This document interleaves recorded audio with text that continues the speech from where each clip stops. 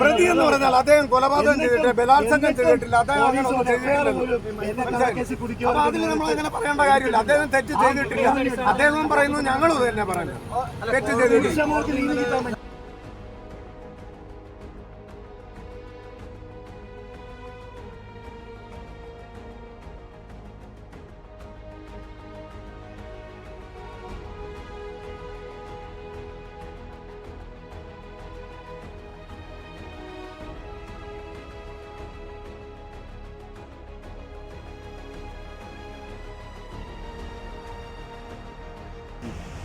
നമസ്കാരം.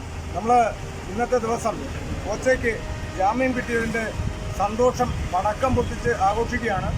ജയിലിൻ്റെ ഫ്രണ്ടിലാണ് നമ്മൾ പടക്കം പൊട്ടിച്ച് ആഘോഷിക്കാനിരുന്നത്. അപ്പോൾ അത് പോലീസുകാർ തടഞ്ഞതിൻ്റെ അടിസ്ഥാനത്തിൽ നമ്മൾ കുറച്ചിങ്ങോട്ട് മാറി നമ്മുടെ മെമ്പർമാരെല്ലാം കൂടി ചേർന്ന് ഞങ്ങൾ ഇവിടെ ഒരു മാലപ്പടക്കം, സന്തോഷകരമായിട്ടൊരു മാലപ്പടക്കം പൊട്ടിക്കുകയാണ്.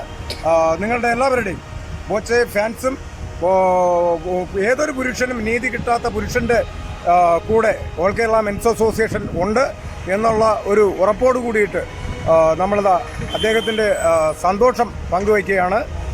പാലപ്പടക്കം കൊളുത്തുവാൻ വേണ്ടി തിരി കൊളുത്തുകയാണ്.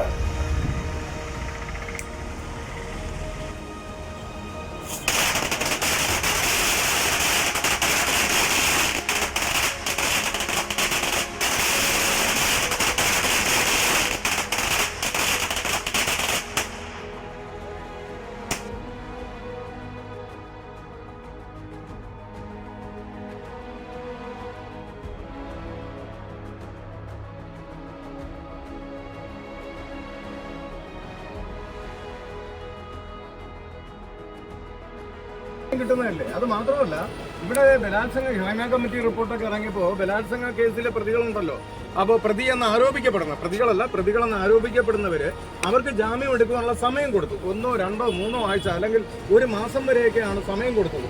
ആ സമയം എന്തുകൊണ്ട് കോച്ചയ്ക്ക് ഉണ്ടായില്ല? കോച്ച ആരെയും ബലാത്സംഗം ചെയ്തിട്ടില്ല. അദ്ദേഹം ഒരു കൊലപാതകിയല്ല. അദ്ദേഹം വേറൊരു നന്മ ചെയ്യുന്ന, സമൂഹത്തിൽ നന്മ ചെയ്യുന്ന